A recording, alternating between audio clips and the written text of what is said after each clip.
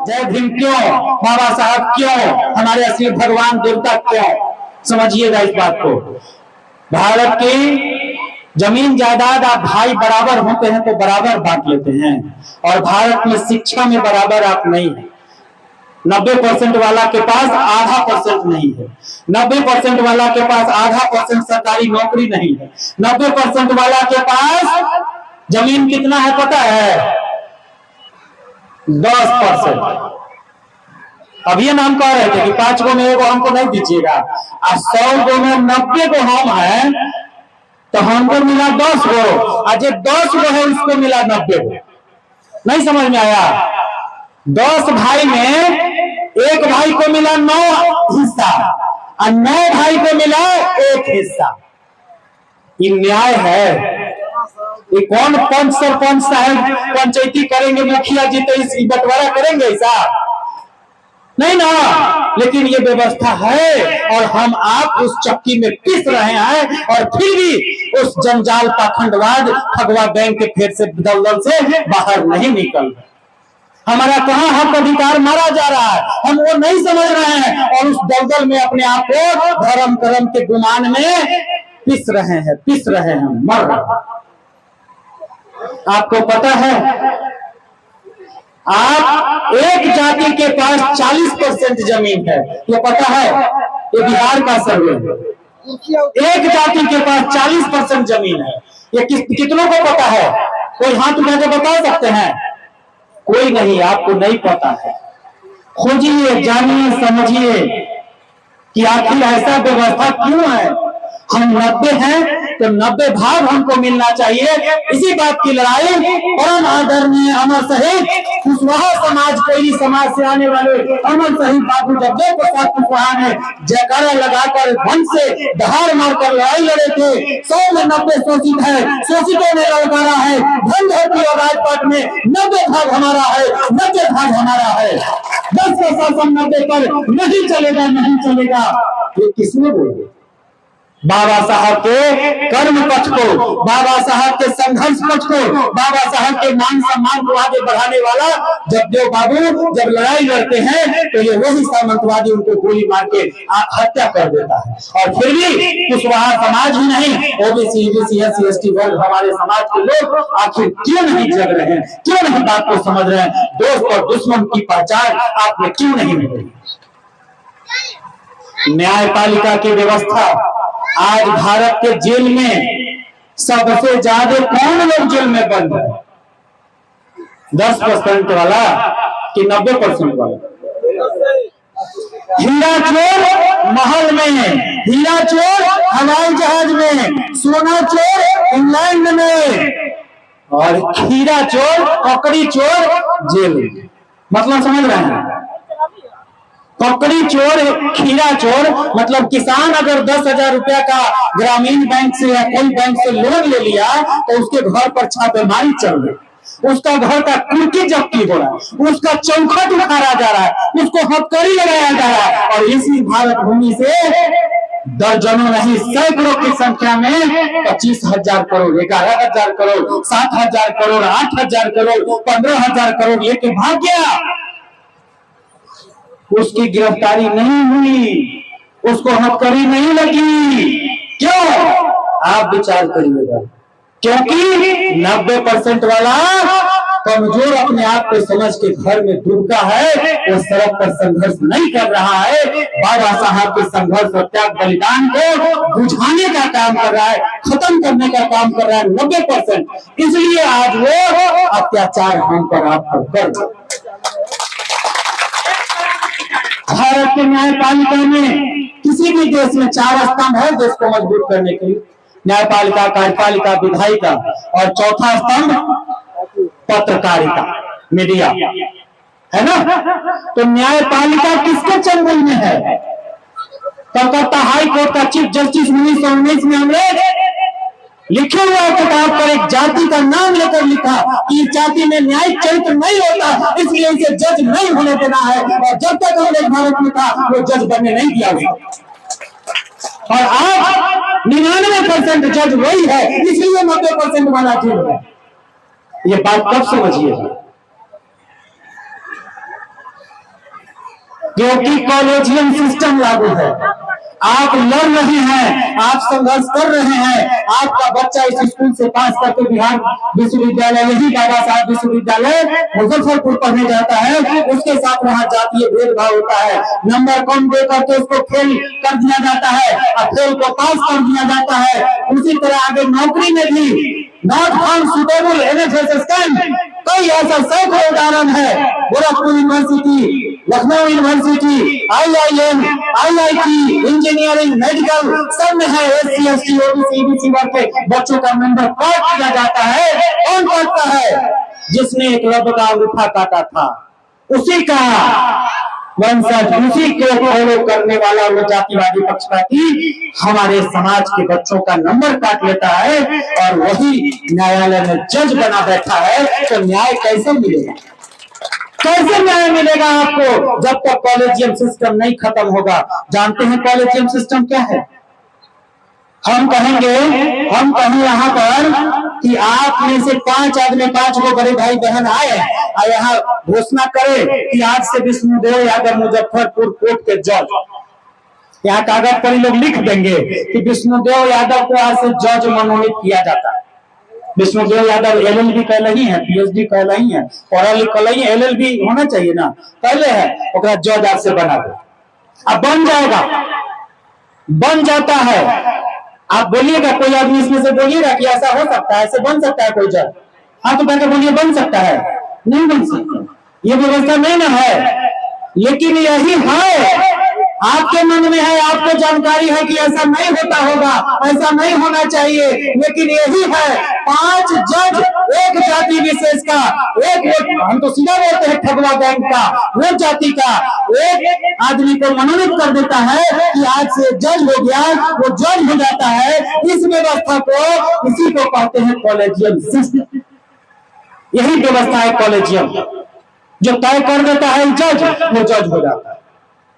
ये संविधान के विरुद्ध है, ये भारत की न्यायपालिका के विरुद्ध है, और फिर भी आज भारत में ये हो रहा है। इसलिए 90% वाला हीरा चोर ही नहीं, सुधा शरीफ इंसान भी, बिना गुनाह के भी वो जेल में सड़ रहा है। जो असली हीरा सोना चोर है, जो असली भारत का लुटेरा है, वो बाहर महल में ऐशो आराम करता है।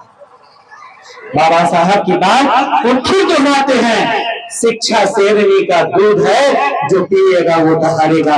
मतलब आप समझ रहे हैं शिक्षा क्यों जरूरी है? शिक्षा क्यों जरूरी है, मतलब आप समझ रहे हैं? इसमें से कितनों को पता है कि किसान को कौन कौन सी योजना में लोन दिया जाता है, कितने लोगों को लोन मिलता है, उसमें कितना कम ब्याज है, कब माफी होती है, कितने लोगों को पता है? आपके बच्चों को पढ़ने के लिए कौन कौन सी योजना बनी हुई है? छात्रवृत्ति का पढ़ने के लिए सरकार का नियम है, पैसा मिलता है, आपको कितने लोगों को पता है कितना मिलता है? जो स्कूल में मिल गया बात खत्म।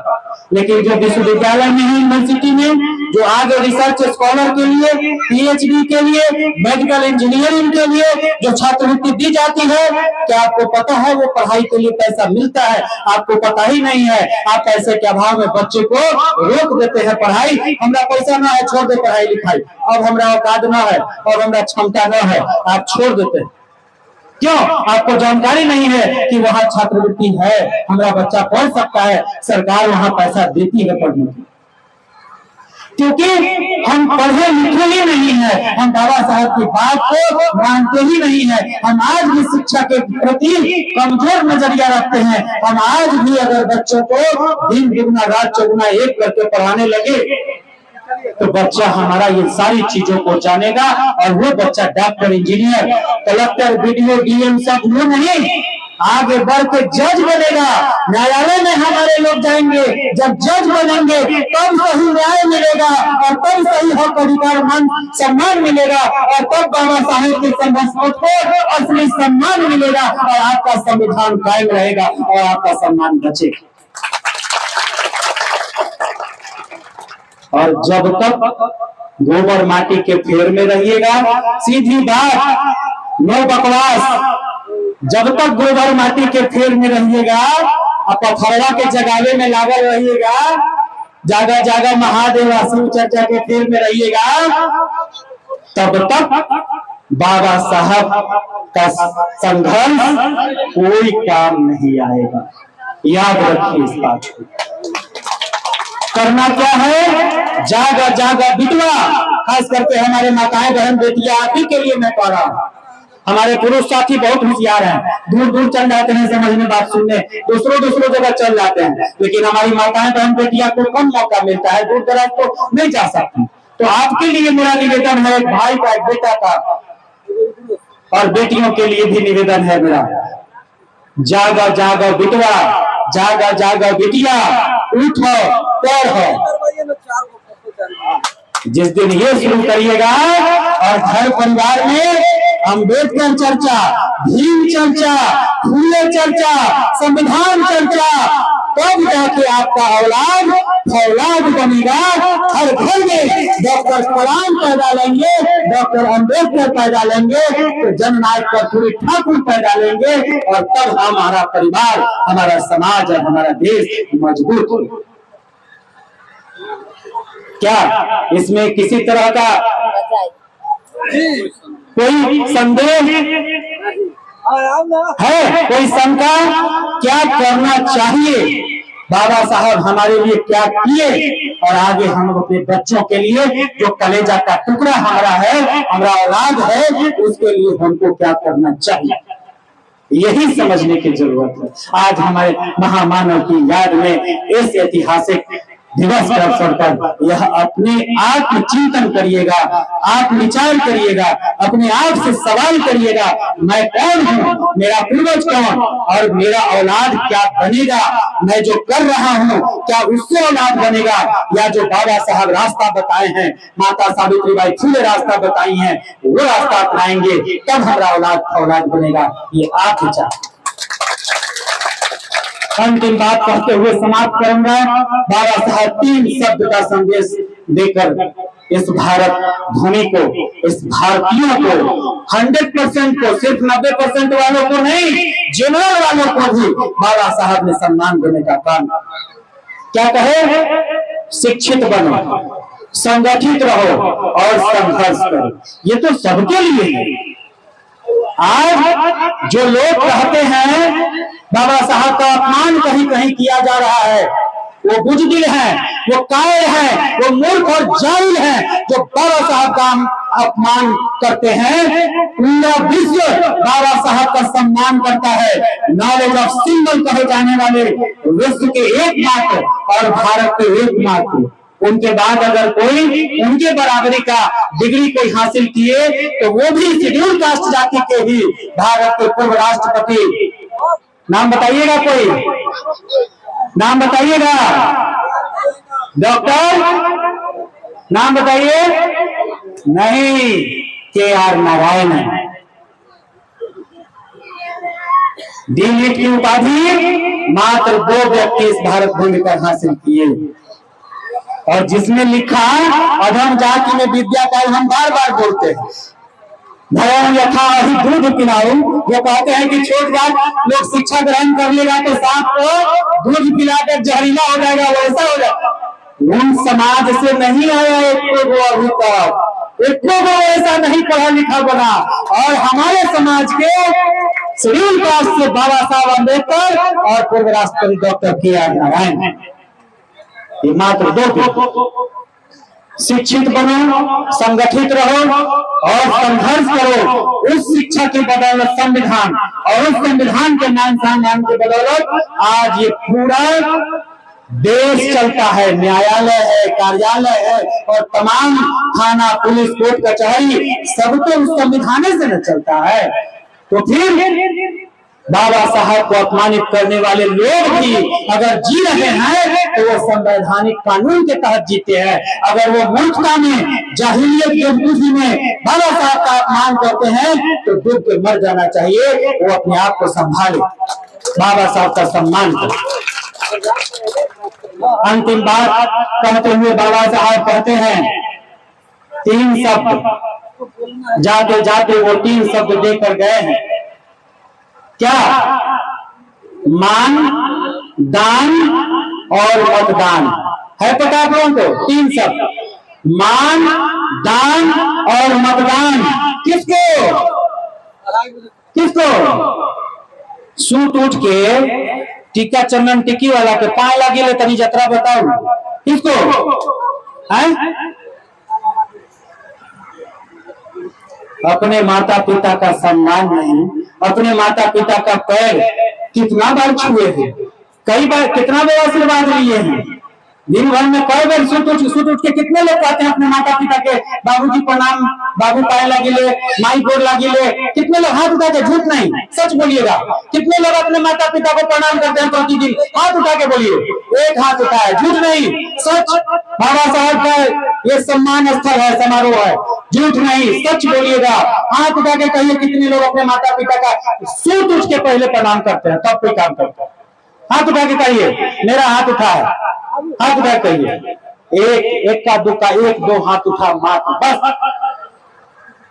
इसलिए 90% वाला जेल में है, आप न्यायालय में जज नहीं। इसीलिए आप असली भगवान का सम्मान नहीं कर रहे हैं और नकली ठगवा गैंग जो व्यापार कर रहा है गोबर माटी ठगने के खेत में, आप उसको सूट उठ के प्रणाम करते। कैसे मिलेगा हक अधिकार? कैसे? ऐसे कोई बेटी है बेटी इधर आओ, कोई पढ़ी लिखी बेटी आओ, इधर आओ, बड़ी बेटी है वो, इधर आओ, इधर कोई बेटी आओ, आ जाओ बेटी, आओ बेटा आओ।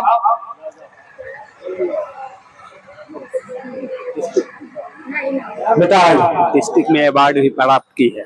क्या नाम है बेटा? अंजलि कुमारी। अंजलि कुमारी। किस क्लास में पढ़ती हैं? 8th।